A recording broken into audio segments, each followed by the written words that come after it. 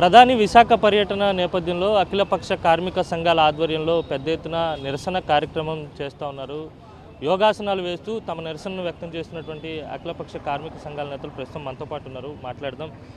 Sir, మీ ప్రధానమైనటువంటి demands ఏంటి?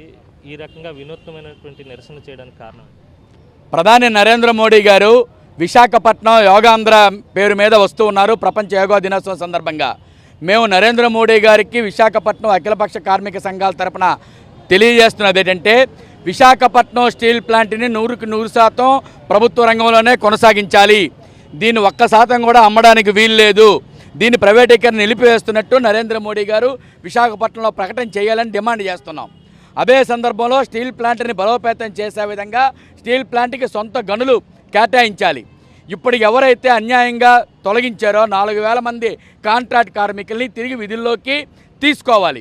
ఇవి చేయకుండా విశాఖపట్నం మీరు రావడం అంటే విశాఖపట్నం ప్రజల్ని, ఉత్తరాంధ్ర ప్రజల్ని, మొత్తం విశాఖ ఉక్కు ఆంధ్రలో ఉక్కని పోరాడి సాధించిన తెలుగు ప్రజలందరినీ అవమానించడం తప్ప మరొకటి కాదు.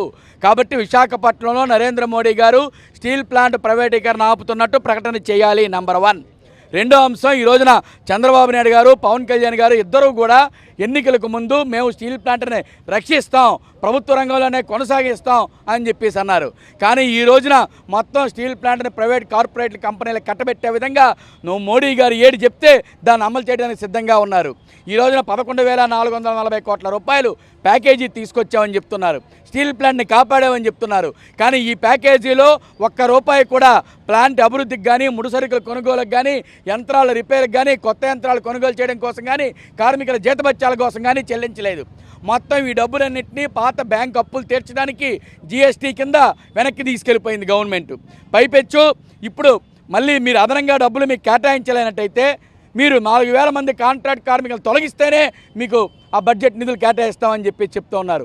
కాబట్టి ఎట్టి పరిస్థితుల్లోనూ తొలగించిన కాంట్రాక్ట్ కార్మికులందరినీ విధుల్లోకి తీసుకోవాలి. చంద్రబాబు నాయుడు గారు, పవన్ కళ్యాణ్ గారు, మీరు విశాఖపట్నం ప్రజల తరపున ఉంటారా, మోడీ గారు భజన చేస్తారా తేల్చుకోండి. మోడీ గారి చేత ప్రకటన చేయకపోతే చరిత్రహీనులుగా మీరు ఆంధ్ర రాష్ట్రంలో మిగిలిపోతారు అని చెప్పేసి హెచ్చరిక చేస్తూ ఉన్నాం. స్టీల్ ప్లాంట్ రక్షణ కోసం ఏదైతే గత 450 రోజుల నుంచి, 4 సంవత్సరాల నుంచి పోట్లాడుతున్నామో, దాదాపు 1580 రోజులు పైబడి ఈ పోరాటాన్ని ఎన్ని రోజులైనా కొనసాగిస్తాం. నరేంద్ర మోడీ మెడలో వంచైనా ప్లాంట్ని కాపాడుకుంటాం అని చెప్పి హెచ్చరిక చేస్తూ ఉన్నాం. మీరు చెప్పండి, గతంలో కూడా ప్రధాని వచ్చినప్పుడు మీరు ఇలాంటి డిమాండ్ని ముందుకు తీసుకొచ్చారు, కానీ ఎక్కడ కూడా ఆ విధమైనటువంటి ప్రకటన చేయించలేదు. రాష్ట్ర ప్రభుత్వం చంద్రబాబు నాయుడు, డిప్యూటీ సీఎం పవన్ కళ్యాణ్ ఎటువంటి భూమిక పోషించాలంటారు? కేంద్రంపై ఏ విధంగా అవుతుంది? ప్రపంచ యోగా దినోత్సవం సందర్భంగా మన గౌరవ ప్రధానమంత్రి గారు విశాఖపట్నం వస్తున్న సందర్భంగా ఏదైతే యోగా సందర్భంగా వస్తున్నారో అఖిలపక్ష కార్మిక సంఘాలు కూడా ఈరోజు యోగా చేస్తూ నిరసన తెలియజేస్తున్నాం. ఇది మన గౌరవ ముఖ్యమంత్రి వారు చంద్రబాబు నాయుడు గారు, ఉప ముఖ్యమంత్రి వర్యులు పవన్ కళ్యాణ్ గారు గ్రహించి మరి భారతదేశంలోనే అన్ని సదుపాయాలున్న ఏకైక విశాఖ ఉక్కు పరిశ్రమ, అంతేకాకుండా ఆంధ్రప్రదేశ్లోని అతిపెద్ద భారీ పరిశ్రమ ఏదైనా ఉందంటే అది విశాఖ ఉక్కు పరిశ్రమ. దీన్ని ప్రైవేటీకరణ చేయకుండా ఆపాలే అనే ఉద్దేశంతో పవన్ కళ్యాణ్ గారు, చంద్రబాబు నాయుడు గారు రేపు ప్రధానమంత్రి గారితో ప్రైవేటీకరణ విరమించుకుంటున్నాం అని ప్రకటన చేయించాలనే ఉద్దేశంతో ఇవాళ నిరసన కార్యక్రమంలో మేము ఇక్కడ కార్యక్రమం చేస్తున్నాం. ఆరోగ్యంగా ఉండాలంటే యోగా చేయడం మంచిదే, కానీ యోగా వల్లే కడుపు నిండదు, ఆరోగ్యం ఉండదు.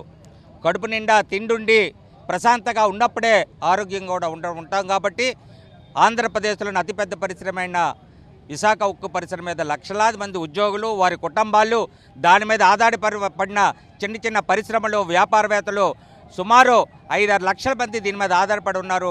ఈ విశాఖ ఉక్కు పరిశ్రమ ప్రైవేటీకరణ చేయొద్దు, దీన్ని ప్రభుత్వ రంగ సంస్థగానే కొనసాగించాలని ప్రకటన చేయించాలి.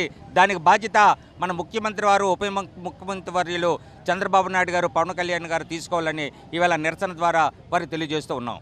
ఒకవేళ ప్రధాని అటువంటి సానుకూలమైనటువంటి ప్రకటన చేసి వెళ్ళకపోతే కనుక మీరు ఏం చేయబోతున్నారు? భవిష్యత్తు పోరాటం ఏ విధంగా ఉండబోతుంది? ఇక్కడున్న రాష్ట్ర ప్రభుత్వానికి ఎక్కువ బాధ్యత ఉందండి.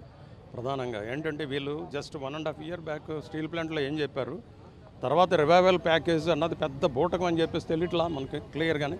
ఒక పక్క 4500 మంది కార్మికులను తొలగించడం మూలంగా వాళ్ళ మీద ఉన్న డిపెండెంట్స్ పేరెంట్స్ అవనండి, పిల్లలు అవనండి, భార్య బిడ్డలందరూ కూడా సుమారు 20,000 పైన చీలుకున్నారు. వాళ్ళందరికీ ఆకలి మరి కలిగించి మీరు ఒక పక్క యోగాంధ్ర అని చెప్పేసి ఇక్కడ చేయటం అన్నది ఇదంతా పొలిటికల్ గేమ్ తప్ప ఇంకేం కనబడదు. కాబట్టి నిజమైన మీ స్వత్తశుద్ధి లేని కార్యక్రమాలు ఇవన్నీ ఓ ఫైన్ డే తీసుకెళ్ళి ఎవరికో అదానికో అంబానీకి స్టీల్ ప్లాంట్ అప్పచెప్పాలనే ప్రక్రియలో భాగంగా ఇవన్నీ చేస్తున్నారు. దీన్ని యూత్ని మిస్గైడ్ చేయడానికి క్రికెట్ ఎలా పుట్టిందో అదేవిధంగా సినిమాలు ఎలాగా ఉన్నాయో లేదా అదర్ వ్యసనాలు ఎలా ఉన్నాయో ఈరోజు ప్రజలందరినీ కూడా పెట్టడానికి ఇలాంటి యోగాంధ్ర కార్యక్రమాలు ఇవన్నీ కూడా నేనైతే అనుకుంటున్నాను. ఇది మొత్తం మీద రాష్ట్రంలో ఉన్నటువంటి ఏకైక భారీ పరిశ్రమ విశాఖ ఉక్కు పరిశ్రమను ఖచ్చితంగా రాష్ట్ర ప్రభుత్వం పరిరక్షించాలి, కేంద్రంపై ఒత్తిడి తీసుకొచ్చి పెట్టుబడుల ఉపసంహరణ ఇచ్చి మినహాయిస్తున్నాం అనే ప్రకటన చేయించాలి. లేని పక్షంలో చరిత్రహీనులుగా మిగిలిపోతారని అఖిలపక్ష కార్మిక సంఘాల నేతలు స్పష్టం చేస్తున్నారు. వీడియో జర్నలిస్ట్ రమేష్తో కలిసి అనిల్, సాక్షి టీవీ, విశాఖ నుంచి.